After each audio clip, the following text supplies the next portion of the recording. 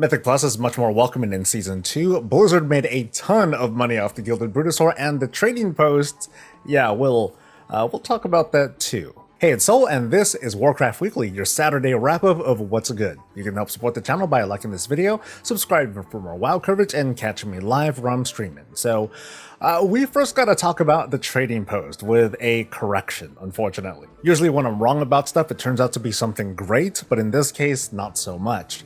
Before the December trading post, the preview said that there'd be extra tender coming in February, with not so ambiguous wording suggesting it would be a permanent increase. So, for nearly 2 months, I've been talking it up, making plans on what to do with all this extra tender we'd be getting month per month.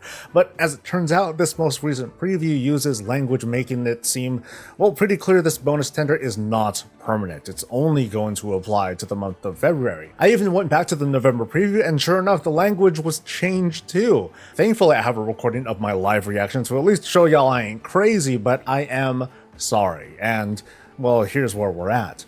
This month is featuring the usual round of old and new items. Curiously enough, because 2 holidays overlap, the Love is in the Air holiday took a back seat in favor of the Lunar Festival currently underway. I noticed a number of comments panning the month's rewards, but to that I say, okay, hey, pick a holiday for a while to build something off of. Like a quick Google search says it's National Cancer Prevention Month, and Black History Month, and Heart Month, Hot Breakfast, Dental Health Month, Cherry Month, Bird Feeding month. You know, hey, take your pick. But instead of that, I want to talk about these outlet vendors featured this month and the message it's sending to players. A look through Wowhead's coverage shows us some pretty big discounts. A few items up to 75% off, but the selection itself, it's smaller than I imagined. A few dozen items as opposed to like the entire past trading post catalog. Also included are a few of the monthly rewards. Most, but not all of these items are part of what I call the Recolor family of items.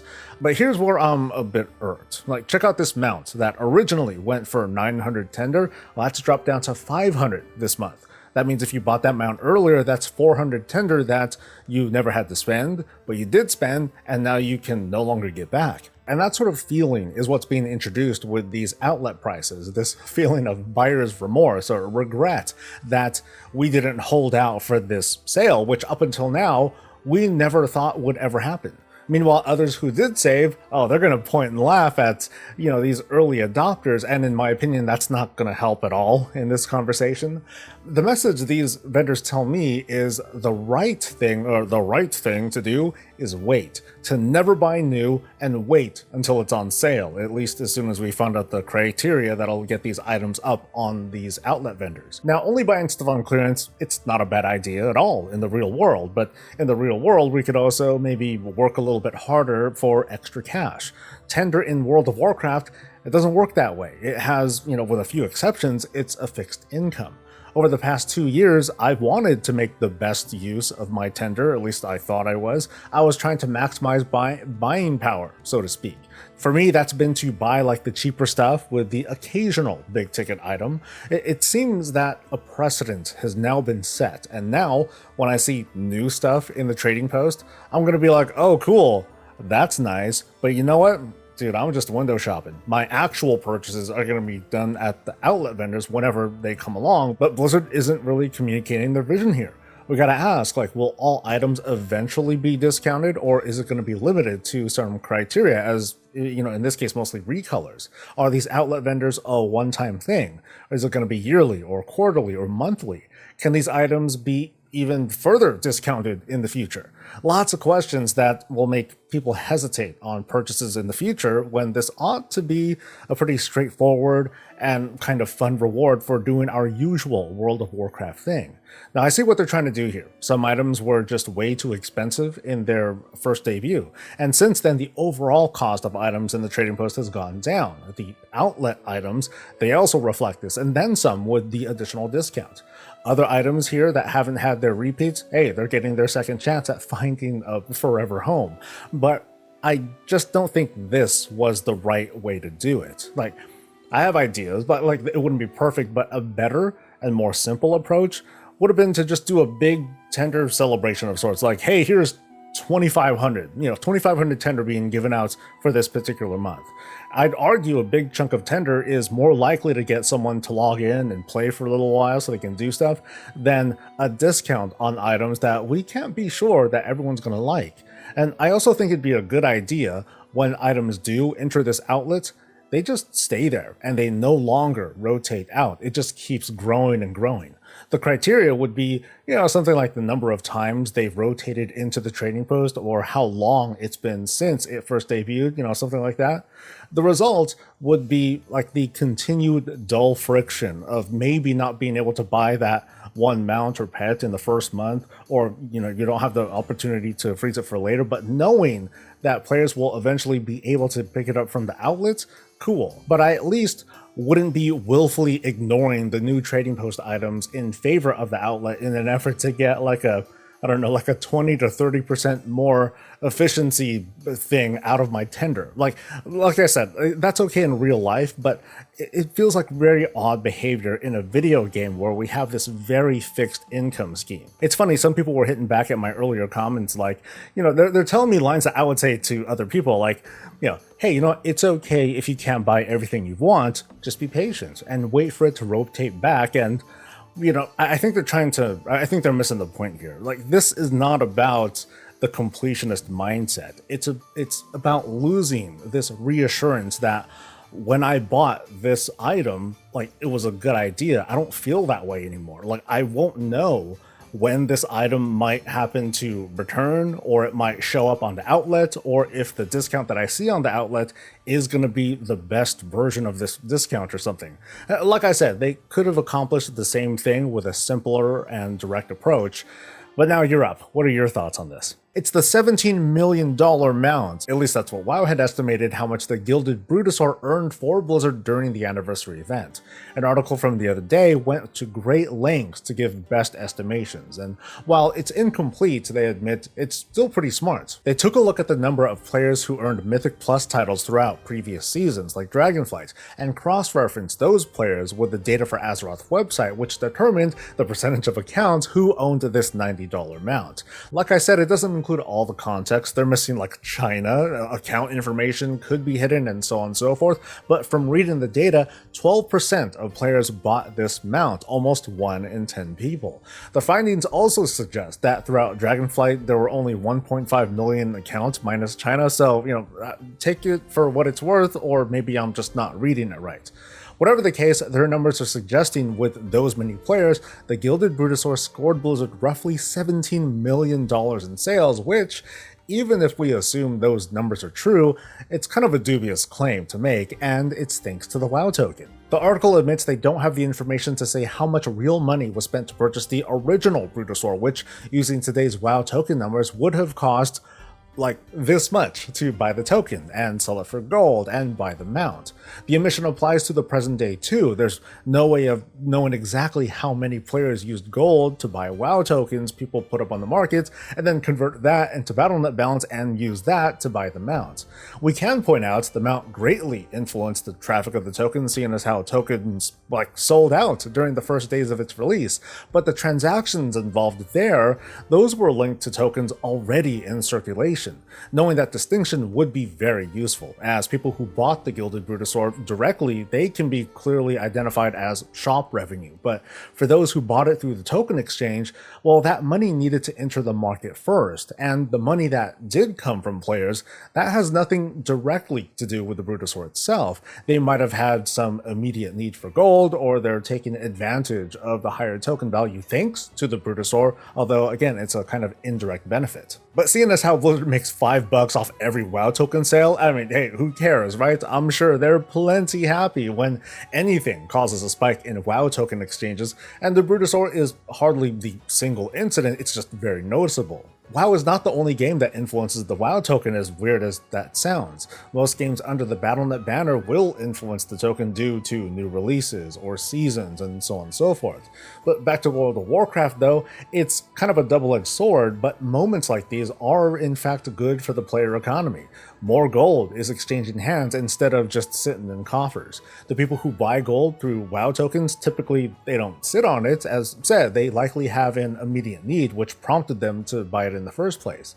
And it illustrates the disconnect between the commenters we see railing against shop content and how players are actually voting with their wallets. This week's PTR build turned out to be a little heavy on the class changes, but light on most everything else. It's kind of typical. We're approaching the wrap-up stage of the PTR cycle, even though this week's build was not a release candidate still, and there's even extra raid testing scheduled for next week. Now, this is 100% pure hopium, but I'm still crossing my fingers for profession updates that, they're purposely hiding so we goblins don't have as much time to prepare.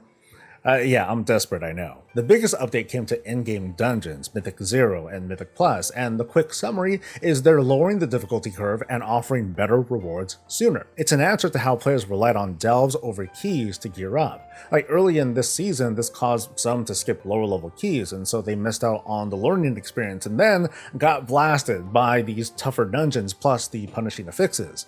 Drizzled on top of this poop cake is the usual class imbalances and social conflicts due to the meta and so on and so forth.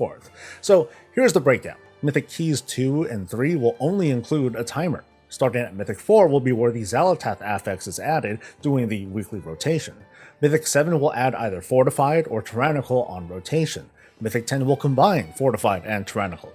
Then finally at 12, that's when the Xalatath affixes are removed and Guile kicks in, as well as the increased timer penalty for dying. That's been moved entirely over to the competitive end of keys at 12s and higher. Overall, the scaling is being nerfed too. Right now, the health and damage multiplier for a +7 is 77%. It's going down to 50% in Season 2.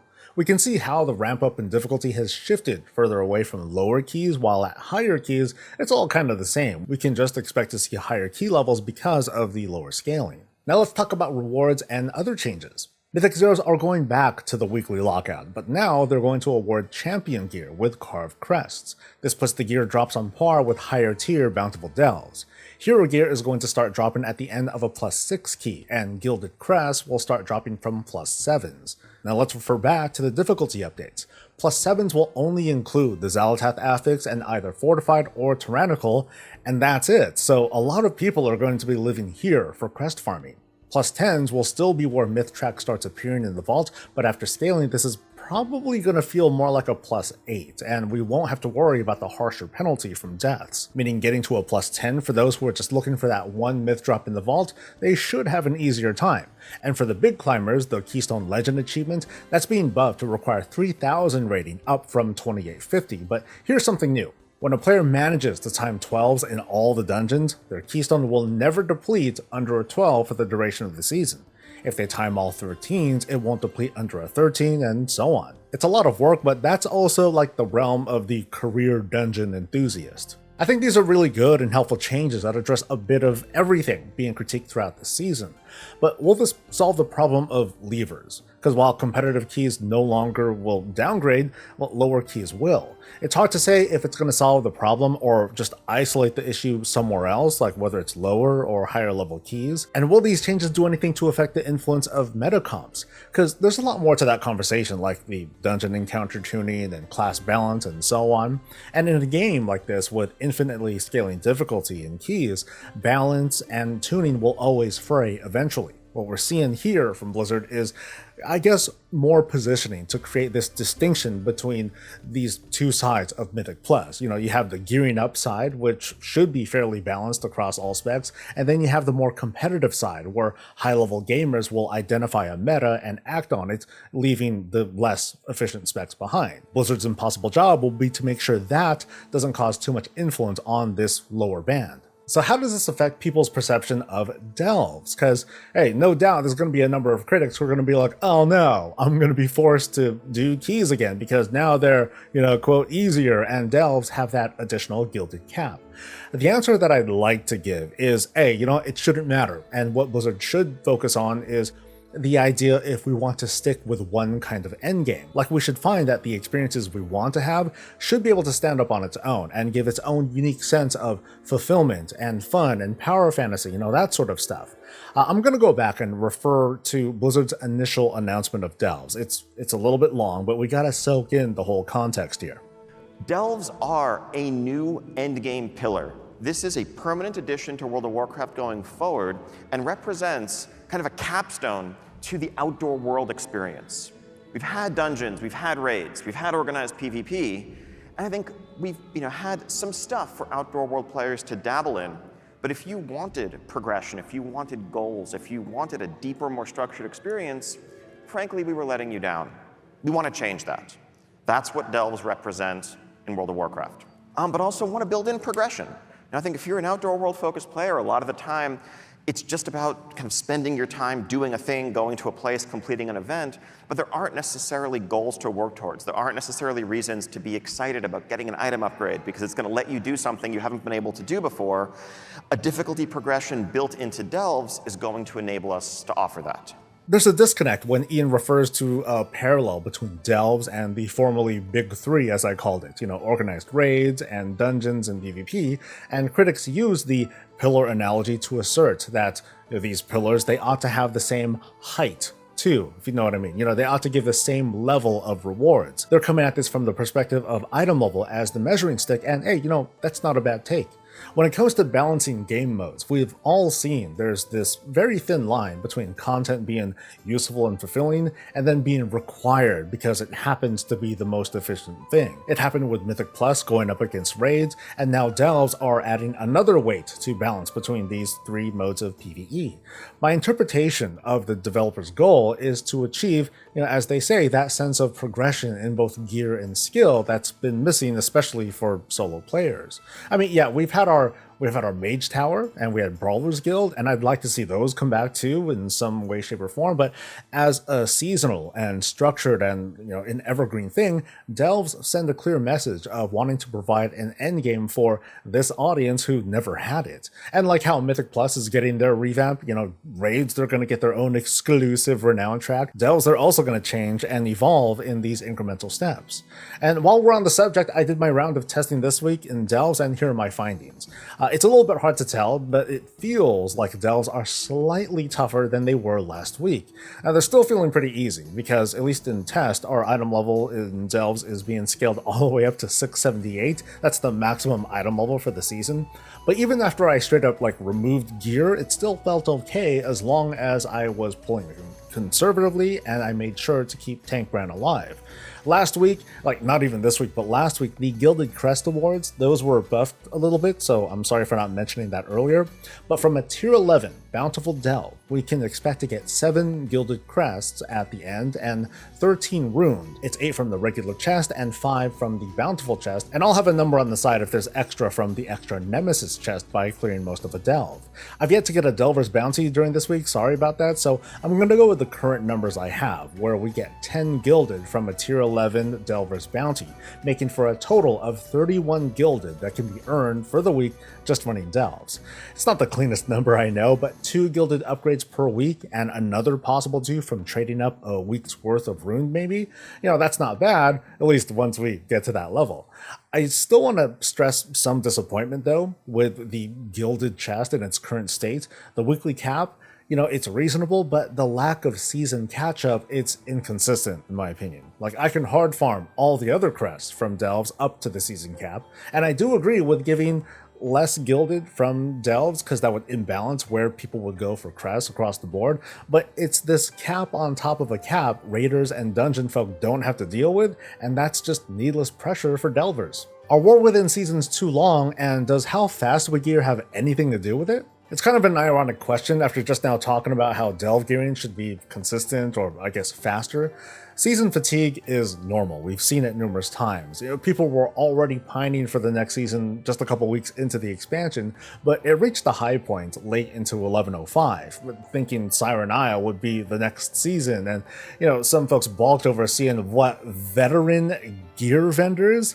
But dude, some people are like, dude, I'm triple mythic across 40 alts. What gives, Blizzard? This is the longest season ever, they'd say.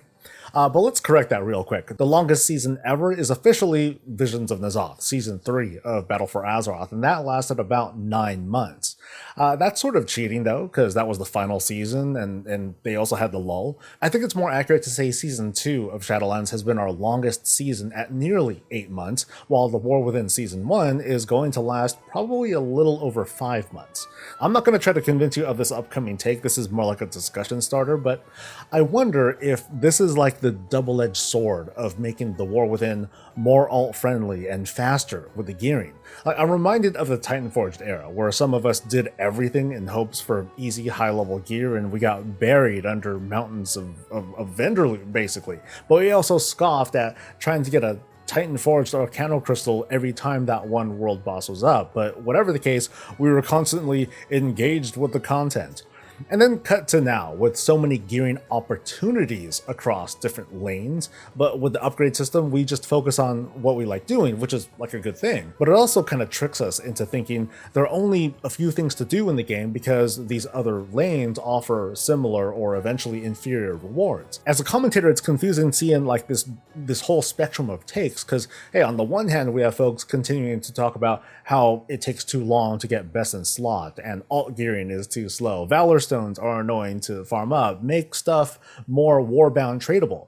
But I also hear a lot of other folks saying they're done doing what they want for the season. They're, doing other things are pointless, and they even try to stay engaged by forcing themselves to make a bunch of alts. And you know what? They kind of lost interest, or they're done with that too. 11.0.7 really highlighted both of those kinds of feedback. People complained that the gear on Siren Isle was both useless and not good enough as a season catch-up. But all that said, Blizzard is responding in Season 2, and the gearing is going to be arguably faster still. High-level crests are going to be more accessible. Delver's bounties have bad luck protection, setting the expectation they could be farmed up once a week. New Zone means additional endgame resources like Valor Stones to tap into, and a guide on zone farming and progression is underway.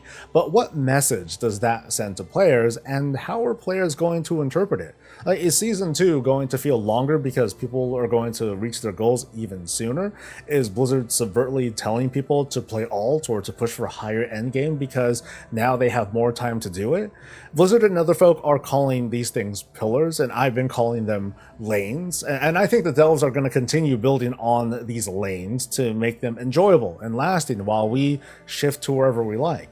So there's no wrong answer. I'm just kind of curious where you folks land on this. That's the show, and we got to give it up for our awesome folks over on stream, and to our awesome patrons, and of course folks like you viewer. Y'all made it to the end. You fed the algorithm, and honestly, it is you folks that make doing what I do enjoyable. And here in the United States, at least, it seems like a lot of people are scared and worried about the next day. Like, are they going to be safe? Are they going to be okay? Like, that's the vibe I feel in my day-to-day, and I'm trying to stay away from most of the news. It's been a long time since I've done like any sort of last-second social commentary at the end of a weekly, and I'm not even trying to do it here, but I do want to try and reassure you folks that, you know what, tomorrow can always be something to look forward to. And what I try to offer here is just like the most brief of escapes in this weird, wide world of Warcraft. Stay safe, stay healthy, and stay breezy.